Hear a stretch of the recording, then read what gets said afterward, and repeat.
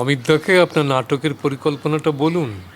অমিতদাই তো সব থেকে আগে শুনেছে। হ্যাঁ হ্যাঁ হ্যাঁ যখন এটা আইডিয়ার পর্যায়ে ছিল তখন থেকেই তো হ্যাঁ, অমিতদাই তো উৎসাহ দিয়ে ওকে কমপ্লিট করালো। তুমি গোটাটা শুনেছো? হ্যাঁ, and in all my senses আমি এইটুকু বলতে পারি যে নবকৃষ্ণের মতো রবি ঠাকুরকে আর কেউ ধরতে পারেনি। শুনলেন?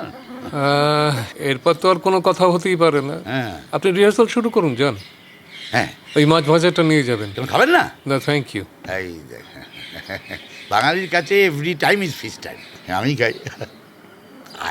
শ্রীকান্তের আমি চিনি গো চিনি তোমারে, এইটা আমার একদম অসাধারণ লেগেছে। যত সমস্ত পাগল বুড়ো বুড়িকে তুমি খুঁজে খুঁজে এখানে জড়ো করবে আর তার দায়িত্ব নিতে হবে আমাকে, কি জিনিস সামলানো যায়?